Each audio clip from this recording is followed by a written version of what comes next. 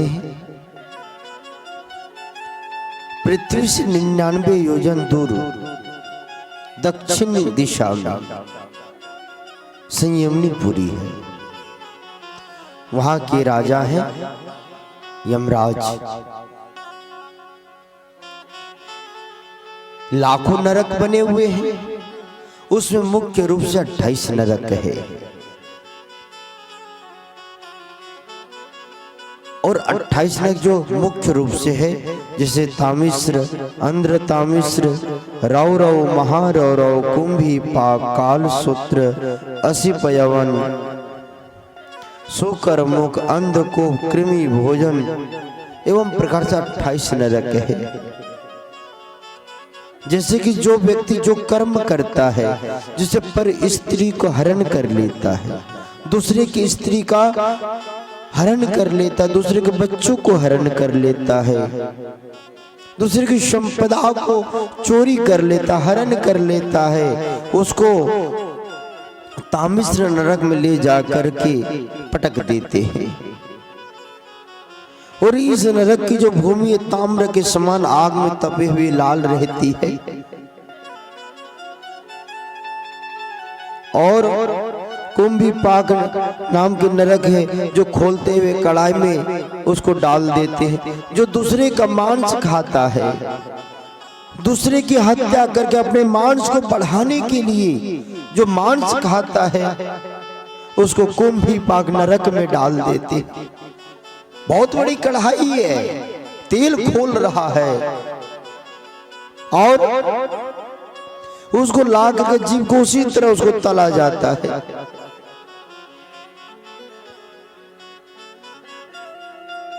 और जो घर में आए हुए अतिथि को क्रोध की निगाह से देखता है, वज्र तुंड नरक में ले जा करके उसको जीव को गीद और कौवों उसके निकाल के खाते हैं आंखों को। जो घर में अतिथि आए संत महापुरुषों को देख के जो चिढ़ते हैं ना, उसके लिए कहा। सुखदेव जी महाराज जब नरक की व्याख्या कर रहे थे, परीक्षित डर गए, कहा महाराज बस करो, बहुत डर लग रहा है, इतना भयंकर। श्री सुखदेव जी महाराज कहते हैं, परीक्षित भगवान ने तो नरक हम जीवों को कल्याण के लिए ही बनाया है। क्यों? कहा ऐसे समझो, नरक क्या है? एक धोबी घाट है। हर धोबी घाट में कौन से कपड़ा जाता है? जो गंदा हो जाता है। तो परीक्षित, भगवान ने इतना सुंदर शरीर दिया, इतना साफ सुथरा शरीर दिया, पवित्र शरीर दिया, देव दुर्लभ शरीर दिया, और हमने क्या किया? शरीर को इसको गंदा कर दिया, मैला कर दिया, इस माया में लपेट के इसको काला कर दिया, हमने इसे पूरा गंदा कर दिया। हमने इसकी सफाई की? कभी नहीं की। भाई जब कपड़ा गंदा हो जाता है, जो साबुन से धोते हैं, उसकी सफाई करते हैं, लेकिन हमने इस शरीर की सफाई कभी की? कभी नहीं की। मैली चादर ओढ़ के कैसे द्वार तुम्हारे आओ।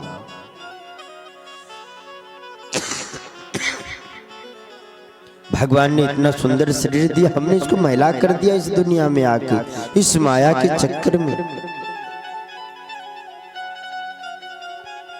और अगर हमने अपने से साबुन लगा लेते, नरक जाने की क्या जरूरत है? भैया कपड़ा तो वही जाता है ना धोबी घाट, जो कपड़ा गंदा हो जाता है। और धोबी क्या करता है? वो उसको धोता है, अरे जितना धोता है उसकी धुनाई भी उतना ही करता है। यमराज धोबी बने हुए हैं, डंडा लिए हुए हैं। अगर आपने अपने से अपने शरीर रूपी कपड़े को अगर अपने धो के साफ चकाचक कर दिया, तो यमराज के यहाँ जाने की कोई जरूरत नहीं है। साबुन लो, अपने से सफाई कर लो। परीक्षित ने कहा महाराज ऐसा कौन सा साबुन है जिसको लगाने से एक बार में ही चकाचक कपड़ा हो जाए, धोबी घाट जाने की जरूरत नहीं, ऐसा कोई साबुन बताइए ना, कोई है? कहाँ है ना, सुनो।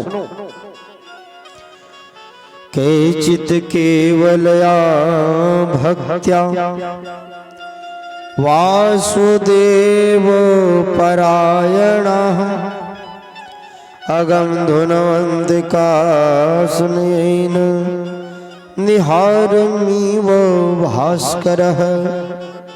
सुखदेव जी कहते हैं कि हे परीक्षित, जैसे भुवन भास्कर का उदय होते ही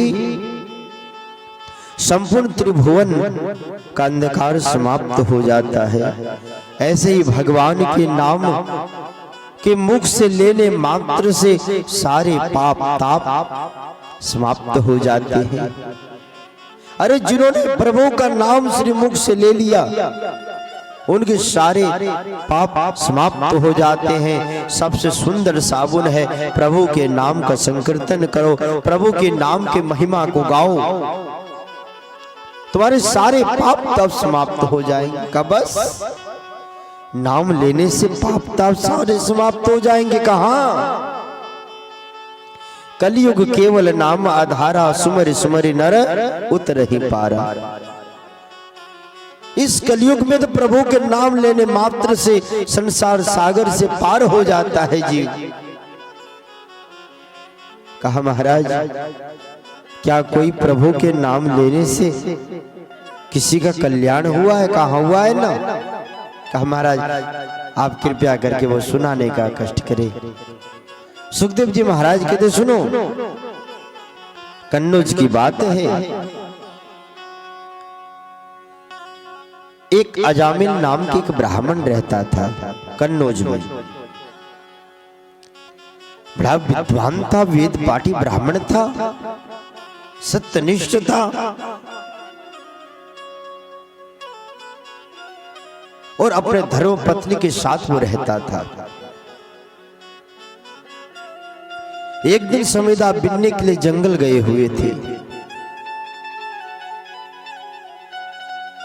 और वहां पर स्त्री को रति करते हुए उन्होंने देख लिया। वो गणिका जो रति कर रही थी अजामिल ने देख लिया।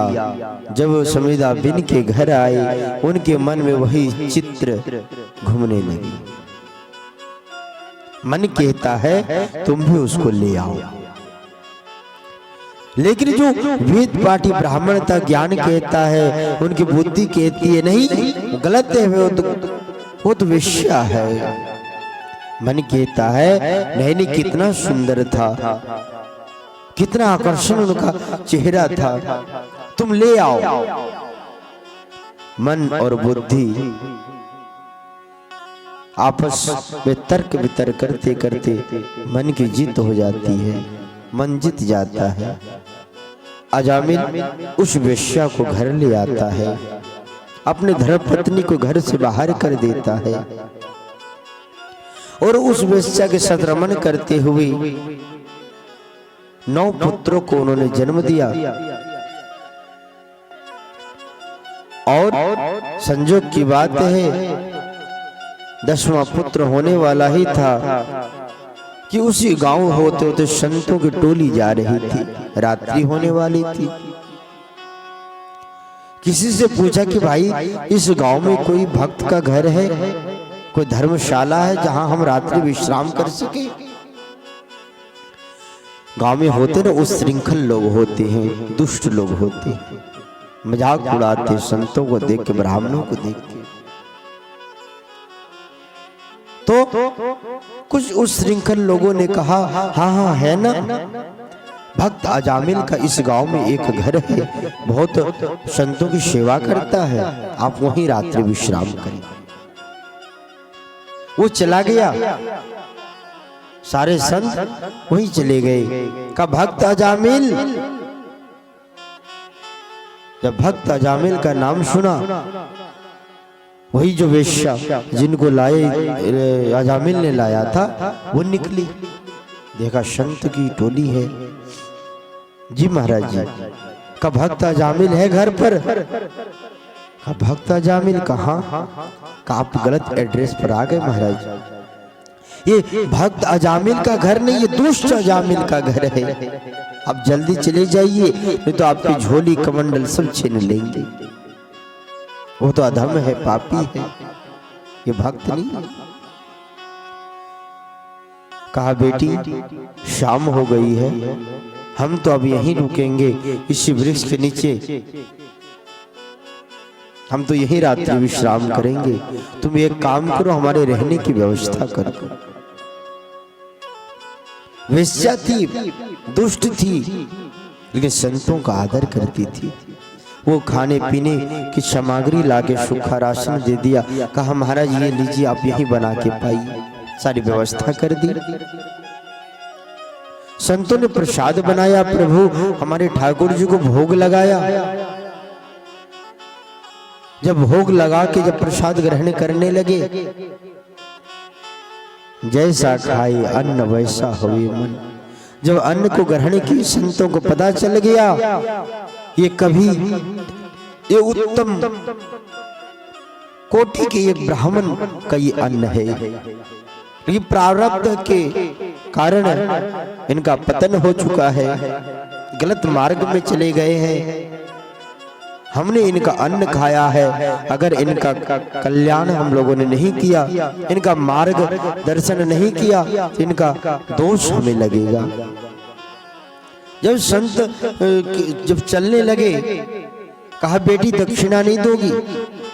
अरे तुमने अन्न भोजन यज्ञ किया है तो दक्षिणा।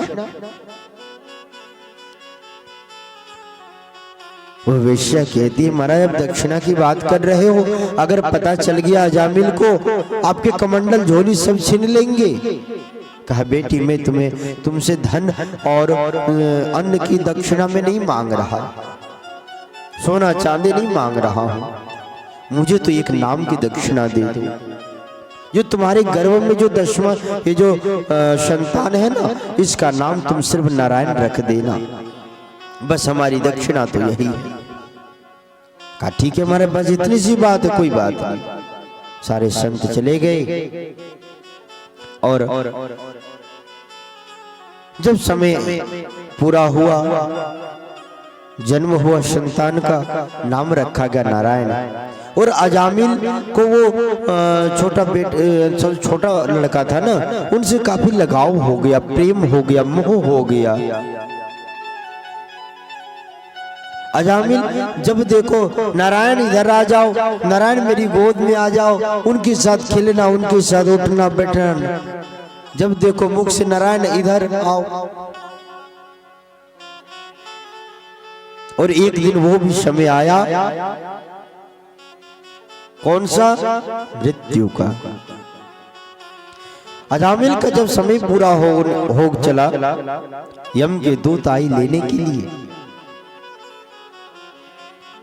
काले काले यम के दूत जब आए प्राणों को निकालने के लिए, अजामिल ने जब देखा तो डर गया और चिल्लाने लगा बेटा नारायण बचाओ, बेटा नारायण बचाओ। जब बेटा नारायण बचाओ की ध्वनि होने लगी, वो तो बुला रहा था अपने पुत्र को नारायण को, लेकिन भगवान विष्णु के दूत वहां आए। अरे हमारे स्वामी को कोई याद कर रहा है, चलो आए। देखते हैं यहाँ काले कलोटे यम के दूत खींच रहे हैं उनके स्थूल शरीर से सूक्ष्म शरीर को। विष्णु के दूतों ने उनकी पिटाई करनी चालू कर दी। यम के दूतों ने कहा तुम कौन हो? ये 4 हाथ वाले इतने सुंदर तुमने कपड़े पहन रखे हैं और हमें क्यों पीट रहे हो? कहा तुम कौन हो? कहा हमें नहीं जानते, हम यम के दूत हैं। और तुम? कहा हम विष्णु के दूत हैं। तो यहाँ क्यों आए हो? कहा इन्होंने याद किया मुझे, मेरे स्वामी का नाम लिया नारायण, तुमने सुना नहीं? अरे जहां मेरे स्वामी का नाम ले, तुम्हारी हिम्मत कैसे हुई आने की? यम के दूतों ने कहा, श्रीमान जी आपको गलत फहमी हो रही है, इन्होंने आपके स्वामी को नहीं पुकारा, इन्होंने तो अपने पुत्र नारायण को पुकारा है। विष्णु के दूतों ने कहा, पुकारा तो मेरे स्वामी का कोई है ना, अरे इनका पुत्र अभी छोटा है, इनका नाम तो 10 वर्ष 5 वर्ष पहले रखा होगा, लेकिन हमारे स्वामी का नाम अनादि काल से है, किसको तुम मानोगे? और यम के दूतों को पिटाई करके उनको भगा दिया गया। और ये सब जो घटना घटित हो रही थी, गौ अजामिल वो सब देख रहा था, डर के मारे कांप रहा था। भगवान के विष्णु के दूतों ने उनके स्थूल शरीर में सूक्ष्म शरीर को प्रविष्ट करा दिया और अंतर्धान हो गए। यम के दूत गए और यमराज के पास फेंक दिए, कहा हमें नहीं करनी है आपकी नौकरी। कहा क्यों? कहा वहां पर जब हम लेने गए, अजामिल ने अपने पुत्र का नाम नारायण पुकारा, पुकारते वहां 4 हाथ वाले आए और हमें मार के पूरी पिटाई हमारी हो गई। अब देखिए पुकारा किसको था? पुत्र नारायण को। आए कौन? भगवान विष्णु के दूत। ये नाम की महिमा है। हम अपने पुत्रों का नाम चिंटू पिंटू, अरे विदेशों में तो अपने कुत्ते का नाम रखते हैं और हम अपने बच्चों का नाम रख रहे हैं। अरे अगर हम भगवान का नाम अगर रखते हैं, राम श्याम घनश्याम, बेटी है राधा रुक्मिणी लक्ष्मी सरस्वती, हम तो नहीं रखते। चिंटू पिंटू क्या क्या ना जाने रखते हैं। संतों के कहने पे उनकी पत्नी ने नाम रखा नारायण। नाम की महिमा देखो, आज यम के दूतों से भी मुक्ति पाली। नाम की महिमा है। नाम कैसे भी लो, भाय कुभाय अनक आलस हूँ, नाम जपत मंगल दिसी दस हूँ। जैसे भी नाम प्रभु का मुख से ले लो, बेटे के नाम हो, आलस में ले लो, प्रेम से ले लो, श्रद्धा से लो, किसी भी तरह प्रभु का नाम लो तो आपका कल्याण ही कल्याण है। ये नाम की महिमा है। यम दूतों ने काल पास फेंक दिया, कहा हमें आपकी नौकरी नहीं करनी है। क्यों? क्योंकि हम गए थे, हमारी खुद पिटाई हो गई। क्यों हुई? कहा कि वहां नारायण का नाम ले रहे थे, नारायण का नाम लेते 4 हाथ वाले कहां से आए और हमारी पिटाई कर दी। यम के दूतों ने उनका उंगली रखा, चुप चुप दोबारा नाम मत लेना। का क्यों? अरे अगर तुमने 2-4 बार और ले लिया तो हमारे दुकान बंद हो जाएगा, कारोबार ठप पड़ जाएगा, ताला लगाना पड़ेगा। कहा ऐसी क्या बात इस नाम की महिमा में, नारायण के नाम में? कहा जोर से मत बोलो, तुमने देख लिया नाम उसने पुकारा, तुम्हारी क्या स्थिति हुई? अरे ये नाम तो सब नहीं जानते, हम लोग कुछ ही लोग जानते हैं, गिन के 10 हैं।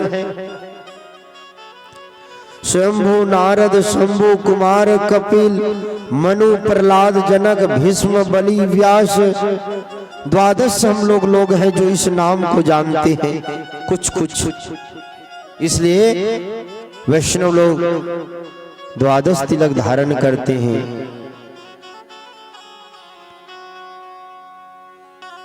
इसलिए जो भगवान के हम लोग 10 लोग ही जानते हैं ये नाम की महिमा, और नहीं जानते सभी।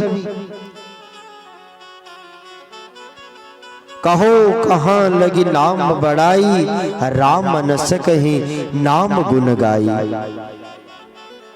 ये नाम सबको नहीं पता। किसी ने पूछा भगवान से बड़ा कौन है?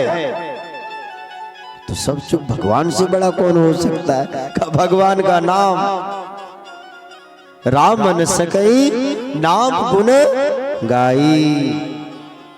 महाराज इतना छोड़ो, हमें तो साफ साफ स्पष्ट में बोलो, किसको पकड़ना है किसको नहीं पकड़ना है, किसको लाना है किसको नहीं लाना, हमें तो ये लिख दो, बताओ। कहा नोट करो, जिह्वान भक्ति भगवद गुण नाम ध्येयम, का जिनकी जिह्वा से प्रभु का नाम कभी ना निकलता हो, जिन्होंने अपनी जिह्वा से प्रभु का नाम स्मरण न किया हो, उसको तुम पकड़ के लाओ। चेतस्न स्मृति तच्चरणारविंदम, जिनका सिर श्री हरि के श्री चरणों में ना झुकता हो, संत महापुरुषों के श्री चरणों में ना झुकता हो, ऐसे दुष्ट, ऐसे पापी, ऐसे अहंकारी को तुम लाया करो। कृष्णाय नो नमति अच्छिरः एकदापि, तानानय ध्वंसत कृत विष्णु कृत्यानः, जिनके मुख से श्री हरि का नाम ना निकलता हो, जिनका सिर श्री हरि के चरणों में ना झुके, जिनका चित्त श्री हरि के श्री चरणों का चिंतन न करे, ऐसे ऐसे पापियों को तुम लाया करो। और हम तो जिंदगी में प्रभु का नाम लेने से भी डर लगता है। किसी को बोलो प्रभु का सुबह नाम ले लिया करो, एक लोटा जल चढ़ा दिया करो, क्या कहते हैं, समय नहीं है महाराज। अजामिल के पास भी समय नहीं था, लेकिन देखो क्या स्थिति हुई, बेटे का नाम लिया, लेकिन उसकी यमराज से के दूतों से उनकी छुटकारा मिल गया। उससे सीखो, ऐसे ऐसे पापियों को लाओ जो प्रभु का नाम ना लेता हो, प्रभु के सिर, प्रभु का आगे शीश न झुकाता हो, ऐसे ऊंट की तरह शांत चलता है जैसे लगता है ऊंट चल रहा हो। अरे अहंकारी मनुष्य, संतों को देख के, ब्राह्मणों को देख के, प्रभु को देख के श्री चरणों में शीश झुकाने से तुम्हें शर्म आती है, धिक्कार है तुम्हारे जीवन पर। ऐसे तुम दुष्टों को लाया करो। अरे जिनके चित्त श्री हरि का चिंतन न करता हो, उसको तुम पकड़ के लाओ। नोट करा जाएगा। और इधर अजामिल घर का परित्याग करके जंगल चले गए। हरिद्वार में गंगा में स्नान करके भगवान की द्वादश स्कंद, दशम स्कंद का पाठ करने लगे। पाठ करते करते प्रभु के श्री चरणों में चित्त को जोड़ दिया और उनका कल्याण हो गया। बोलिए बांके भी